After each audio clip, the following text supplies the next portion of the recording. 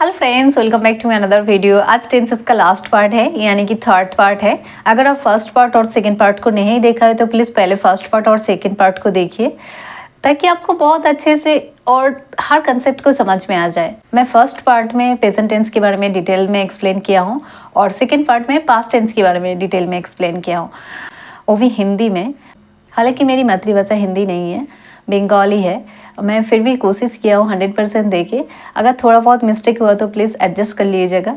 और अगर आपने past tense and present tense का वीडियो नहीं देखा है तो मैं डिस्क्रिप्शन में लिंक दे दिया हूँ, आप वहाँ पे जाके पहले उस वीडियो को देखिए, देन इस वीडियो को देखिए। तो आज इस वीडियो में मैं फ्यूचर टेंस के बारे में डिस्कस करूँगी। फ्यूचर टेंस यानी कि भविष्यकाल, जो आने वाला है, लाइक टुमारो। तो देर न करके वीडियो स्टार्ट करते हैं। और अगर आप मेरी चैनल में नहीं आए तो प्लीज़ चैनल को लाइक शेयर एंड सब्सक्राइब कीजिए, ताकि मुझे मोटिवेशन मिल सके और अच्छा कंटेंट आपके लिए ले आ सकूं। तो वीडियो स्टार्ट करते हैं।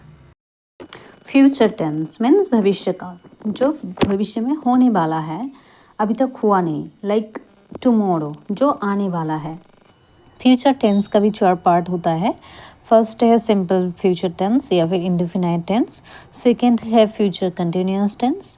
थर्ड है future perfect tense and fourth है फ्यूचर परफेक्ट कंटिन्यूअस टेंस। तो हम एक एक करके सभी कंसेप्ट का हम समझते हैं। तो पहला है सिंपल फ्यूचर टेंस या फिर इंडेफिनाइट टेंस, लाइक जिसका अंत में साउंड होता है गा गी गे। लाइक मैं रात में खाना बनाऊंगी, बट अभी तक बनाया नहीं, मैं बनाऊंगी। मैं कल ऑफिस जाऊंगी, एज लाइक दैट। तो हम सबसे पहले स्ट्रक्चर को देख लेते हैं। अफर्मेटिव के लिए क्या हो जाएगा, पहले सब्जेक्ट आएगा, उसके बाद विल आएगा या फिर शैल। शैल का उपयोग बहुत ही कम होता है, ज़्यादातर हम विल का उपयोग करते हैं। शैल का उपयोग सिर्फ आई और वी के साथ होता है। अभी शैल का उपयोग बहुत ही कम होता है। तो हम नेक्स्ट देखते हैं V1। V1 मीन्स वर्ब का फर्स्ट फॉर्म, उसके बाद ऑब्जेक्ट आएगा। तो नेगेटिव के लिए क्या हो जाएगा, पहले सब्जेक्ट आएगा, उसके बाद विल आएगा या फिर शैल। वो सब्जेक्ट के ऊपर डिपेंड करते हैं, आई या फिर वी है तो शैल लगा सकते हो, नहीं तो विल का इस्तेमाल कर सकते हो। देन उसके बाद नॉट लगेगा नेगेटिव के लिए। देन V1 वर्ब का फर्स्ट फॉर्म, उसके बाद ऑब्जेक्ट। तो इंट्रोगेटिव के लिए क्या हो जाएगा, पहले विल या फिर शैल, उसके बाद सब्जेक्ट आएगा, देन V1 यानी कि वर्ब का फर्स्ट फॉर्म, उसके बाद ऑब्जेक्ट, देन क्वेश्चन मार्क। तो हम कुछ एग्जाम्पल की तरफ देखते हैं। तो फर्स्ट एग्जाम्पल है I will go to office, मैं ऑफिस जाऊंगा या फिर मैं ऑफिस जाऊंगी। नेगेटिव के लिए क्या हो जाएगा, I will not go to office, मैं ऑफिस नहीं जाऊंगी। ओके, देन इंट्रोगेटिव के लिए आप बहुत सारे क्वेश्चंस बना सकते हो। Will I go to office, क्या मैं ऑफिस जाऊंगी।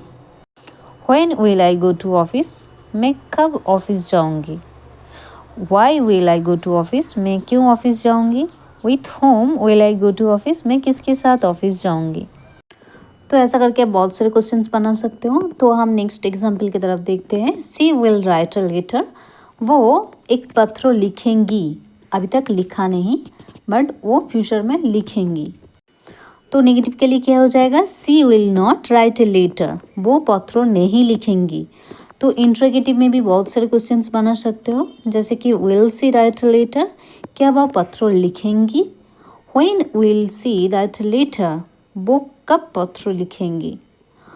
Why will she write a letter, वो क्यों पत्र लिखेंगी। About what will she write a letter, वो किस बारे में पत्र लिखेंगी। How many times will she write a letter, वो कितना बार पत्र लिखेंगी। तो ऐसा करके आप बहुत सारे सेंटेंस बना सकते हो। कोई भी एक सेंटेंस उठाइए, उसको नेगेटिव इंट्रोगेटिव में प्रैक्टिस कीजिए, ताकि आपको बहुत अच्छे से समझ में आ जाए और आप कभी नहीं भूलेंगे। तो हम नेक्स्ट टेंस की तरफ देखते हैं, फ्यूचर कंटिन्यूअस टेंस, जिसका अंत में साउंड होता है रहा होगा या फिर रही होगी। नेक्स्ट रहे होंगे। फॉर एग्जाम्पल, वो यहाँ पे आ रहा होगा, एज लाइक दैट। तो हम सबसे पहले स्ट्रक्चर को देख लेते हैं। अफर्मेटिव में क्या हो जाएगा, पहले सब्जेक्ट आएगा, उसके बाद विल या फिर शैल, देन बी ऐड होगा, उसके बाद V1 यानी कि वर्ब का फर्स्ट फॉर्म, उसके साथ ING ऐड होगा, देन ऑब्जेक्ट। नेक्स्ट नेगेटिव के लिए क्या हो जाएगा, पहले सब्जेक्ट आएगा, उसके बाद विल या फिर सेल लगेगा, देन नॉट। नेगेटिव के लिए नॉट लगता है, उसके बाद बी लगेगा। यहाँ पे एक चीज़ में ध्यान में रखना है कि विल सेल के बाद नॉट लगाना है, उसके बाद बी ऐड करना है। देन V1 यानी कि वर्ब का फर्स्ट फॉर्म, उसके साथ ING लगता है कंटिन्यूस के लिए, देन ऑब्जेक्ट। तो इंट्रोगेटिव में क्या हो जाएगा, पहले विल या फिर सेल आ जाएगा, उसके बाद सब्जेक्ट, उसके बाद बी। यहाँ पे भी एक चीज़ में ध्यान रखना है, विल सेल के बाद सब्जेक्ट लगेगा, उसके बाद बी ऐड होगा। देन V1 यानी कि वर्ब का फर्स्ट फॉर्म, उसके साथ ING ऐड होगा, then object, then question mark. तो हम कुछ एग्जाम्पल को देख लेते हैं। फर्स्ट है he will be working at bank, वो बैंक में काम कर रहा होगा। मतलब अभी तक किया नहीं, वो फ्यूचर में बैंक में काम करेगा, वो भी कंटिन्यू। तो नेगेटिव के लिए क्या हो जाएगा, he will not B working at bank, वो बैंक में काम नहीं कर रहा होगा। तो इंट्रोगेटिव में भी बहुत सारे क्वेश्चंस बना सकते हो, जैसे कि will she be working at bank, क्या वो बैंक में काम कर रहा होगा, या फिर when will he working at bank, वो काम बैंक में काम कर रहा होगा। Why will he working at bank, वो क्यों बैंक में काम कर रहा होगा, एज लाइक दैट। तो ऐसा करके आप बहुत सारे क्वेश्चंस बना सकते हो। तो हम नेक्स्ट एग्जाम्पल की तरफ देखते हैं। She will be talking with her friends, वो उसके फ्रेंड के साथ बात कर रही होगी। यहाँ पे सी है यानी कि फीमेल, तो उसके लिए क्या लगेगा, रही होगी। लाइक वो फ्यूचर में उसके फ्रेंड के साथ वो बात करेंगे ऐसा।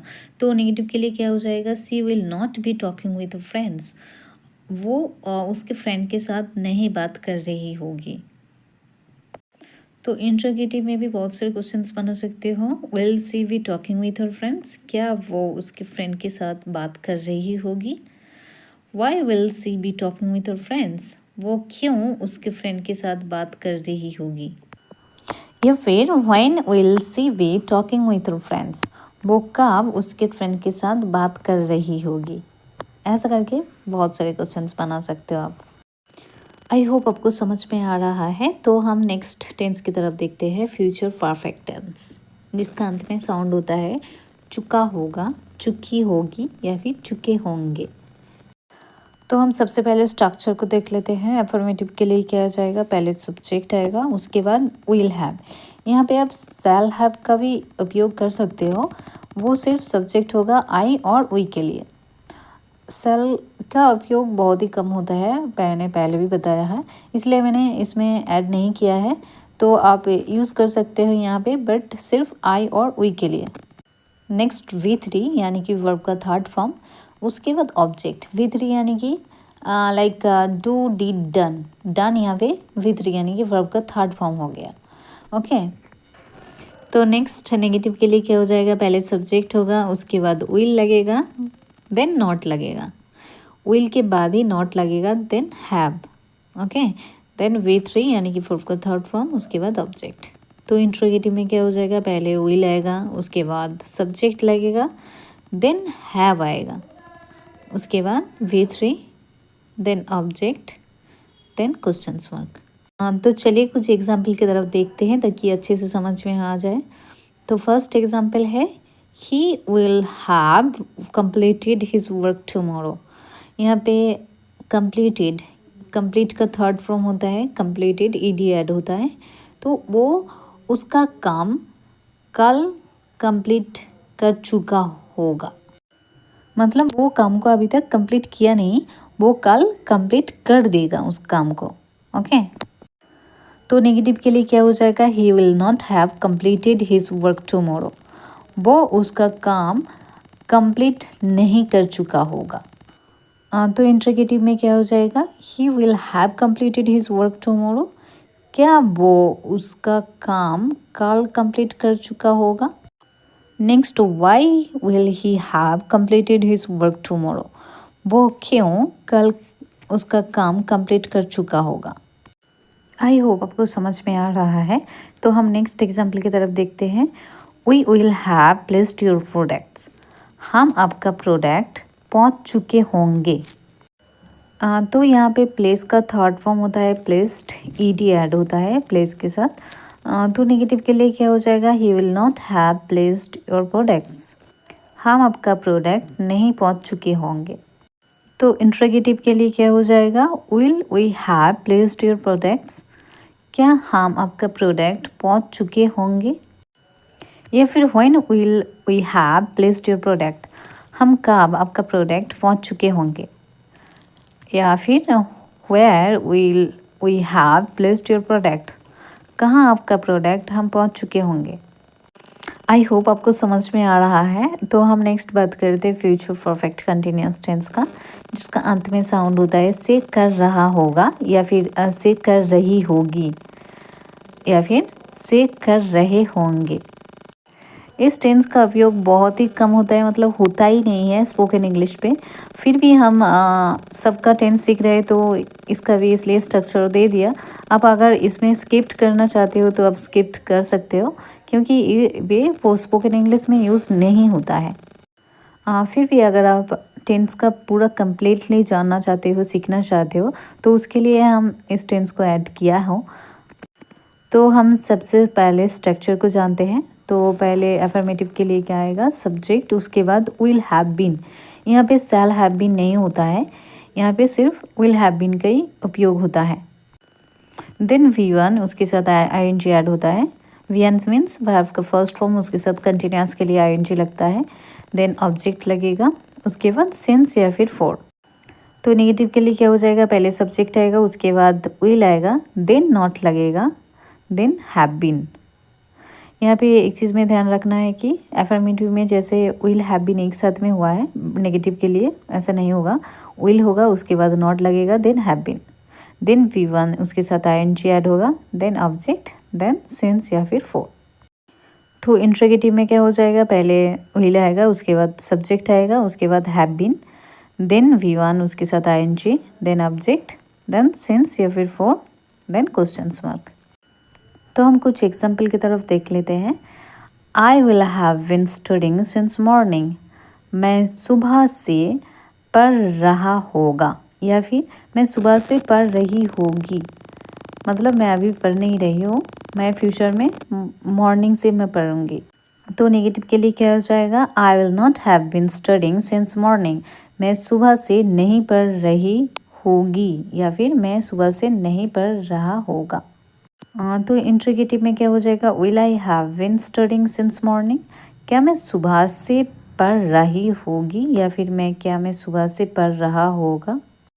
Next, why will I have been studying since morning, मैं क्यों सुबह से पढ़ रही होगी, या फिर मैं क्यों सुबह से पढ़ रहा होगा। आई होप आपको समझ में आ रहा है। तो हम नेक्स्ट एग्जाम्पल की तरफ देखते हैं। He will have been playing cricket for 2 years, वो 2 साल से क्रिकेट खेल रहा होगा। तो नेगेटिव के लिए क्या हो जाएगा, he will not have been playing cricket for 2 years, वो 2 साल से क्रिकेट नहीं खेल रहा होगा। इंट्रोगेटिव में क्या हो जाएगा, will he have been playing cricket for 2 years, क्या वो 2 साल से क्रिकेट खेल रहा होगा। या फिर why will he have been playing cricket for 2 years, वो क्यों 2 साल से क्रिकेट खेल रहा होगा।